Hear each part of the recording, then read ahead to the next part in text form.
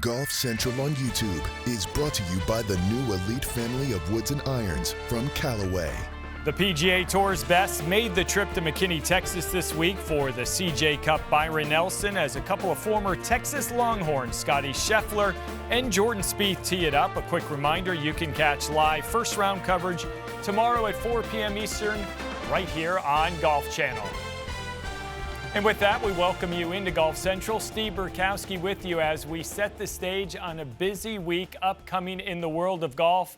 And before we look ahead, let's flash back to the 2014 CJ Cup. Byron Nelson, as Scottie Scheffler made his PGA Tour debut. He was just 17 years old, an amateur, and what a week it was for Scottie. He made a hole-in-one on the second hole in the third round. His sister was caddying there every step of the way. Ultimately, Scheffler would finish the week in a tie for 22nd.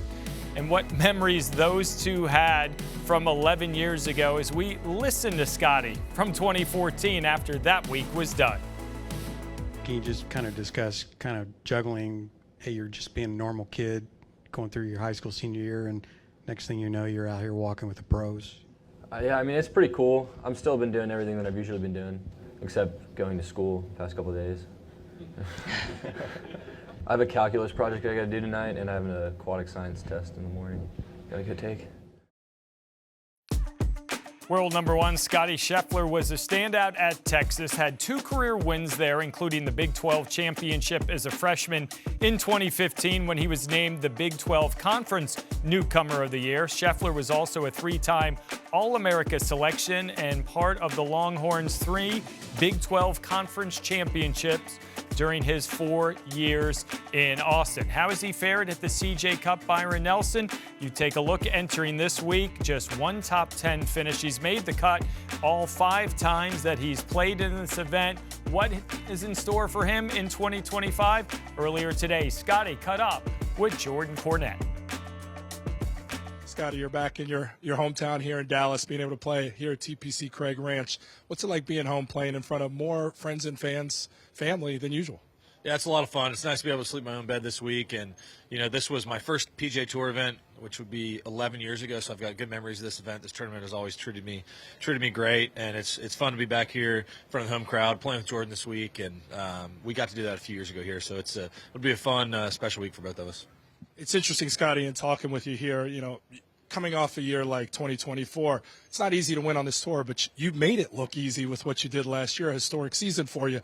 Playing great golf this year, but haven't gotten that first win of the season quite yet. How do you juggle? You know you're playing well, but you still want to put emphasis on going and chasing that first win of the season.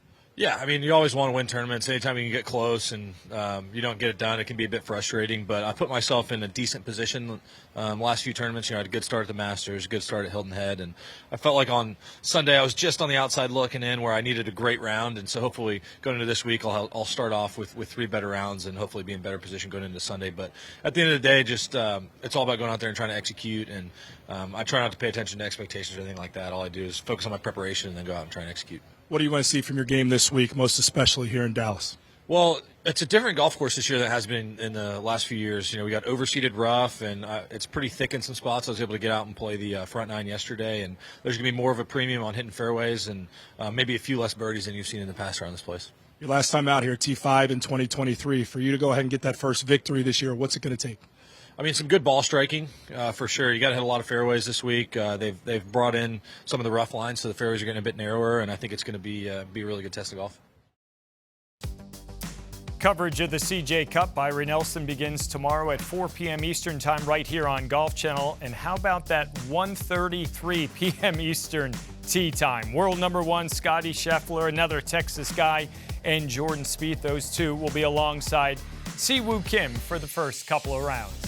For more on world number one and all the topics on the PGA Tour, we say hello to GolfChannel.com senior writer Rex Hager. Rex, we appreciate you joining us. Get your thoughts, and let's stick with the Scottie Scheffler theme. At this point in the season, what do you think he needs to do in terms to have that good week break through, or do you get the sense he's where he wants to be in late April?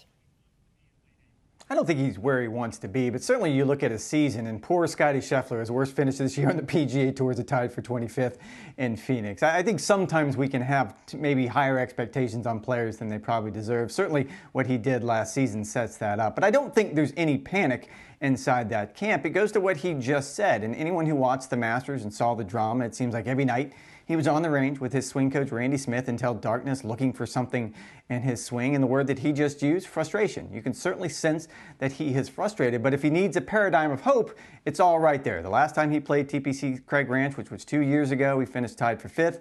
Look at his last 3 starts on the PGA Tour, 2nd, 4th, and 8th. I don't think he has to have a win. I wouldn't consider this a must win, but certainly he has to like where he's going. When you compare this year to last with Scottie when he was the unquestioned best player in the world a year ago, can you still make the case that he is the best player in 2025?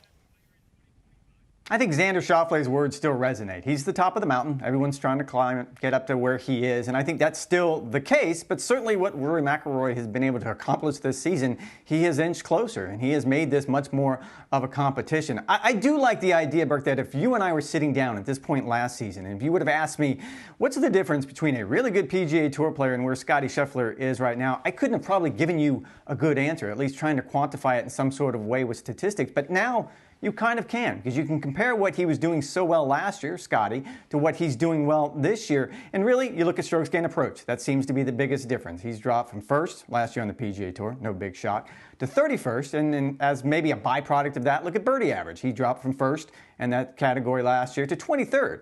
Those differences, though, are fractional. We're talking about percentage points here. It's a fascinating case study when you look at the differences between the guy who may be 1st in the world ranking and the guy that's 21st. It is such a small margin of error. It is the thinnest of margins between 1st and 31st in whatever category you're breaking down. Let's spin it ahead a couple of weeks from now at the PGA Championship. What do you think the chances are for Scottie to get the job done in North Carolina? Now, all those things I just said, this one's kind of tough to quantify. I don't know what to expect from Scottie Scheffler because there is no body of work. You look at Quail Hollow, it's a big ballpark. It seems like it would fit a ball striker like Scottie Scheffler. And as he proved last year, I'm not quite sure there is a golf course that he can't play on, but he's never played a stroke play event at Quail Hollow, which is shocking considering to host a PGA Tour event, a signature event, every single year. The only time he's ever played there was way back in 2022 during the President's Cup, and that didn't go well for him at all. He went 0-3-1 as a rookie on that President's Cup team. So it's a bit of an unknown. He's still the world number 1. All the expectations will still be on him, but I think because of how Rory's playing and because of the fact that Rory has won at Quail Hollow multiple times, in a weird way, I think the pressure will actually be off. Speaking of the President's Cup, on Tuesday, the captains for the 2026 edition were announced in Brandt Snedeker and Jeff Ogilvy. What did you make of those two choices? I didn't find them necessarily inspired, but they seemed obvious, and I'm using that in a good way. I think both teams wanted to keep up some sort of continuity. I think both of those players have been involved with those teams for so long. It made perfect sense. I guess if I'm going to nitpick, the one thing that surprised me a little bit is with Joe Ogilvy being the captain now in 2028, the matches return to Australia. You would think he'd be a candidate for that, but depending on how things go next year at Medina, maybe he gets 2 turns of it, and certainly Jeff Ogilvy's work at Medina factors into this. I will say, and I was texting back and forth yesterday with Davis Love III about what kind of captain Brandt will be, and Brandt played for Davis, and they're good friends, and he said he's probably going to be one of those leaders that doesn't leave any stone unturned. He's going to be a detailed kind of guy. In fact, you would kind of look at what Jim Furyk did as the President's Cup captain and the Ryder Cup captain, where he's not going to be the guy that gets in front of the room and gives the motivational speech, but he's going to be the guy to make sure there aren't any surprises, and I think that's exactly what the U.S. team wants and needs.